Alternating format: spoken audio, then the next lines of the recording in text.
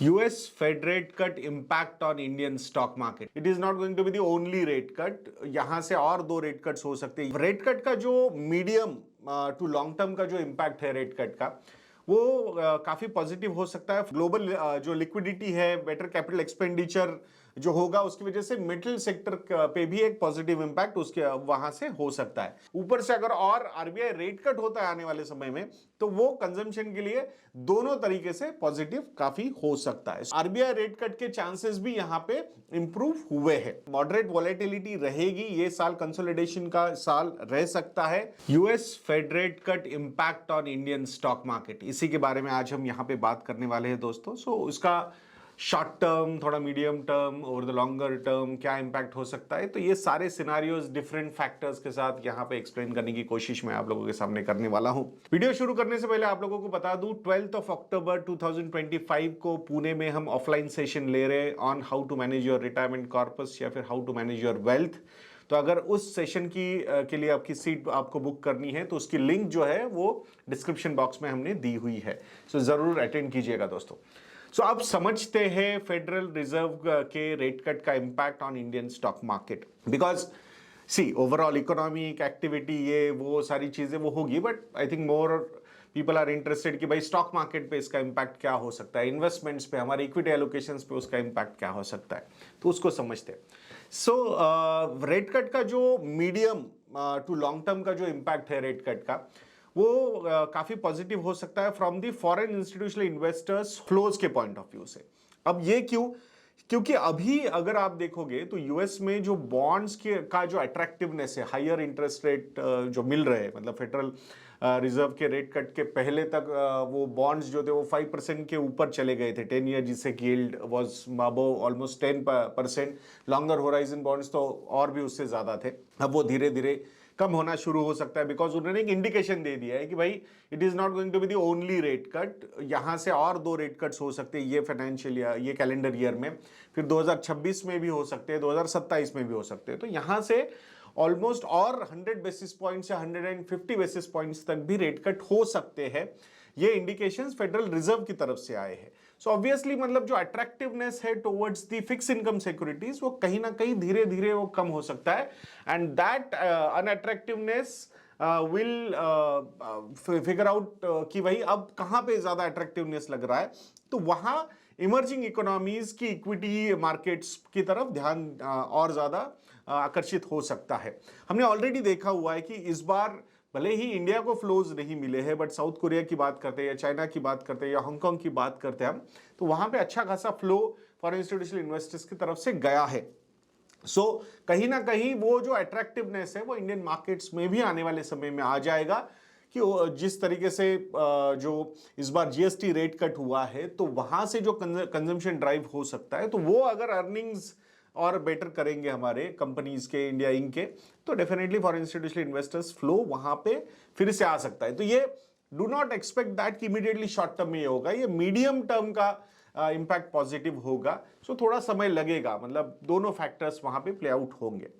Next जो है वो पॉजिटिव इंपैक्ट हो सकता है ऑन दी रूपी स्टेबिलाईजेशन. सो ये एक चीज, मतलब टेक्निकली ये जो रेट कट हुआ है उसकी वजह से रुपए अप्रिशिएट होना चाहिए. अब वो कितना होगा, कैसे होगा, वो थोड़ा देखना होगा. और प्लस आरबीआई भी कितना रुपए अप्रिसिएशन मतलब अलाउ करेगा. बिकॉज कहीं ना कहीं हमारे कुछ सेक्टर्स के एक्सपोर्ट को कंपिटिटिव रखने के लिए भी रुपी को डिप्रिशिएट किया था. Because the competition is not with developed markets, the competition is with the other emerging markets. So अगर उनके यहां पे, जैसे कि अभी ये टैरिफ लगे, इंडिया पे टैरिफ लगे हैं से सपोज 50%, चलो उसमें से सेकेंडरी टैरिफ भी अगर हम निकाल देते हैं तो 25% के टैरिफ से, और वही अगर हम दूसरे एशियन नेशंस की बात करते हैं तो वहां वो टैरिफ्स 15 से 19% के बीच में है. तो डेफिनेटली हमारा जो कंपटीशन है वहां पे एक्सपोर्ट कुछ सेक्टर्स को, जो लेबर इंटेंसिव सेक्टर्स है, तो वहां पे रुपी का थोड़ा डिप्रिशिएट होना जरूरी था. अब ये, बट उस वक्त पे एक रीजन भी था कि भाई हायर इंटरेस्ट रेट है वहां पे, वो सारी चीजें. बट अब वहां पे भी रेट कट अगर होंगे तो कहीं ना कहीं रुपी उसकी वजह से अप्रिशिएट हो सकता है. सो रुपी अप्रिसिएशन का जो एक एंगल है वो भी मतलब थोड़ा एफआईआर्स के पॉइंट ऑफ व्यू से, इनफ्लोज के पॉइंट ऑफ व्यू से rupee appreciation is going to be a positive thing for them. So आगे जाके मतलब ओवर द लॉन्गर होराइजन अगर वो स्ट्रेंथ बढ़ती है हमारी करेंसी की, तो वो ओवरऑल इकोनॉमी के एंगल से अगर हम देखते हैं तो इंपोर्ट बिल जो है वो भी कंट्रोल हो सकता है। So that is also positive thing. अब कुछ कुछ सेक्टर्स के बारे में, सेक्टरल बूस्ट के बारे में बात करेंगे because of this rate cut, federal reserve rate cut. तो उसमें डेफिनेटली रेट कट का, यूएस में रेट कट का होना, यानी कि वहां पे बिजनेस सेंटिमेंट इंप्रूव होना, और वो हमारे आईटी सेक्टर के लिए, इंफॉर्मेशन टेक्नोलॉजी जो एक हमारा काफी अच्छा एक्सपोर्ट सेक्टर है, तो उसके लिए ये काफी ज्यादा पॉजिटिव हो सकता है। सो वो भी एक पॉजिटिव न्यूज है। मेटल्स के एंगल से भी अगर हम देखते हैं तो डेफिनेटली ग्लोबल जो लिक्विडिटी है, बेटर कैपिटल एक्सपेंडिचर जो होगा, उसकी वजह से मेटल सेक्टर पे भी एक पॉजिटिव इंपैक्ट उसके वहां से हो सकता है। So sectoral point of view से IT and metals is going to be an important thing. अब इसका जो रेट कट हुआ है, फेडरल रिजर्व का रेट कट हुआ है, उसका एक पॉजिटिव एंगल ये होगा कि आरबीआई भी आगे जाके, आरबीआई के लिए भी स्कोप अवेलेबल हो गया है फॉर रेट कट्स। तो आरबीआई अगर रेट कट करता है तो उसका positive impact Indian banking sector पे भी हो सकता है, बिकॉज डिमांड वहां पे बढ़ेगी। इंडियन रियल एस्टेट सेक्टर पे भी उसका इंपैक्ट बढ़ेगा। ओवरऑल कंजम्पशन, जिस तरीके से गवर्नमेंट ने एक जीएसटी पूछ दिया है, ऊपर से अगर और आरबीआई रेट कट होता है आने वाले समय में, तो वो कंजम्पशन के लिए दोनों तरीके से पॉजिटिव काफी हो सकता है। सो आरबीआई रेट कट के चांसेस भी यहां पे इंप्रूव हुए हैं। अब last but not the least वो है सेंटिमेंट। तो मार्केट में सेंटिमेंट तो डेफिनेटली इसकी वजह से पॉजिटिव होगा। सो ऑलरेडी मतलब ये शॉर्ट टर्म में जो इमीडिएट इंपैक्ट होना चाहिए वो मे बी आप ज्यादा देखोगे नहीं उसका, बट ओवरऑल जैसे कि अभी कल रेट कट हुआ और यूएस मार्केट्स एक्चुअली वहां पे गिर गए, नैस्डैक जैसा इंडेक्स वहां पे गिर गया। हो सकता है उसका एनवीडिया एक बहुत बड़ा रीजन है कि चाइना ने जो इंपोर्ट बैन किया है ऑन द चिप्स, तो वो भी एक इम्पैक्ट है। एंड एनवीडिया का वहां पे अगर 3% से वो डाउन है तो नैस्डैक पे इंपैक्ट होगा।